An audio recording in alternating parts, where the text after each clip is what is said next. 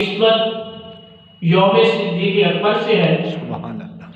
22 جمادی الثانی کو خلیفہ بلا فصل امیر المؤمنین سیدنا صدیق اکبر رضی اللہ تعالی عنہ اس دنیا سے رخصت ہوتے ہیں۔ عزیزان گرامی قدر،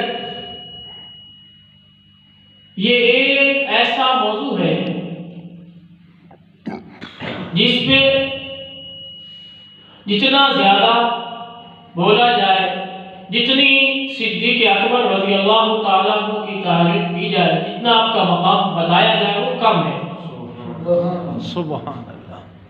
اگر تاریخ دہرائی جائے یا حدیث کا مطالعہ کیا جائے یا قرآن کریم کی تعلیمات کو پڑھا جائے تو معلوم ہوتا ہے کہ انبیاء کے بعد ایک واحد شخصیت سیدنا صدیق اکبر رضی اللہ تعالی عنہ کی ہے، جو انبیاء کے بعد دنیا کے تمام انسانوں سے افضل ہے۔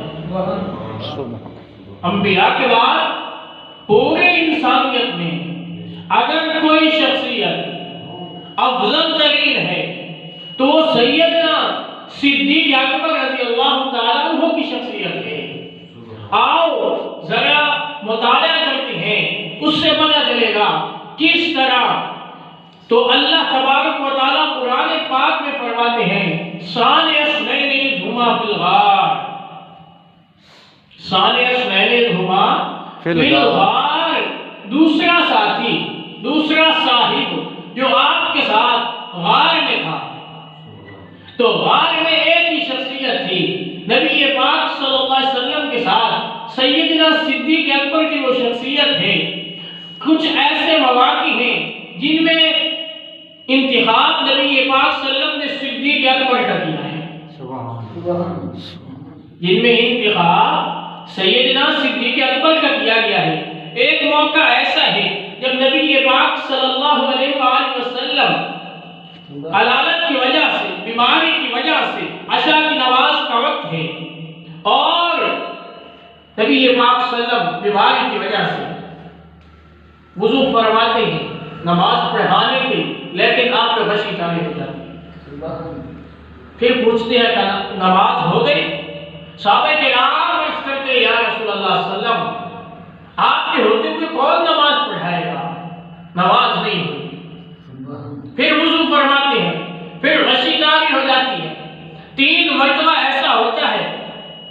پھر نبی پاک صلی اللہ علیہ وسلم کی زبان مبارک سے ایک جملہ نکلتا ہے جو حدیث بن جاتا ہے، جس کو آج محدثین، مورخین، مفسرین بیان کرتے ہیں مروا ابا بکر فلیصلی بالناس۔ نبی پاک صلی اللہ علیہ وآلہ وسلم کیا فرماتے ہیں؟ فرماتے ہیں حکم دیا جاتا ہے ابو بکر کو وہ میرے مصلی پہ جائے، جا کے لوگوں کی امامت کرائے۔ حضرت سیدنا عائشہ صدیقہ رضی اللہ تعالی عنہا عرض کرتی ہیں یا رسول اللہ صلی اللہ علیہ وسلم میرے ابا نرم دل ہے، رحم ہے، دل ہے، وہ یہ برداشت نہیں کریں گے، کسی اور کو کہہ دیجئے، عمر فاروق کو کہہ دیجئے، عثمان غنی کو کہہ دیجئے، علی کو کہہ دیجئے، طلحہ کو کہہ دیجئے، عباس کو کہہ دیجئے، اتنے سارے صحابہ کرام بھی موجود ہیں، سیدنا صدیق اکبر کو کیوں کہا جاتا ہے؟ نبی پاک صلی اللہ علیہ وسلم پھر فرماتے ہیں مروا ابا بکر فلیصلی بالناس، بار بار اصرار کیا جاتا ہے، لیکن نبی پاک صلی اللہ علیہ وسلم فرماتے ہیں اللہ بھی یہی چاہتا ہے ابو بکر مصلی پہ جائے، نبی بھی یہی چاہتا ہے ابو بکر مصلی پہ جائے اور صحابہ کرام اس کے پیچھے نماز پڑھیں۔ سبحان اللہ۔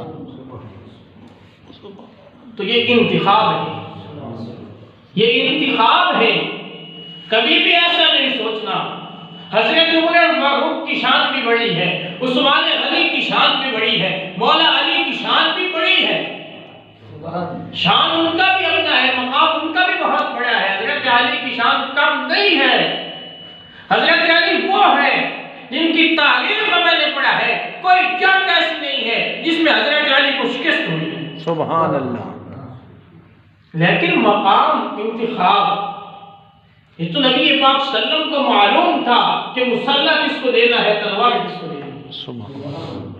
تلوار کے لیے انتخاب علی کا کیا جاتا ہے، مسلح کے لیے انتخاب ابو بکر کا کیا جاتا ہے۔ تو میرے دوستوں، میرے عزیزوں، بات میں یہ کر رہا تھا، انتخاب ابو بکر کا ہوا۔ نبی کے پاک صلی اللہ علیہ وسلم کی موجودگی میں کسی صحابی نے نماز نہیں پڑھائی۔ حضرت ابو بکر صدیق نے نبی اکرم صلی اللہ علیہ وسلم کی موجودگی میں آپ کے حکم پہ صحابہ کرام کی نماز پڑھائی، اور نبی کے پاک صلی اللہ علیہ وسلم دیکھ کے خود چھو رہے تھے، سبحان مسکرا رہے تھے، اور اس مسکراہٹ کے گواہ صحابہ ہیں، اس مسکراہٹ کے گواہ صحابہ ہیں۔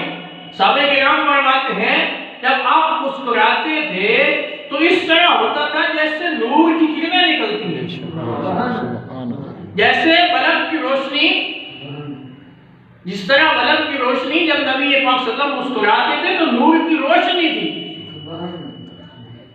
تو یہ ایک موقع تھا، اور پھر ایک موقع ہجرت کا تھا، ہجرت کے سفر کا تھا۔ اس میں بھی نبی یہ بات صلی اللہ علیہ وآلہ وسلم نے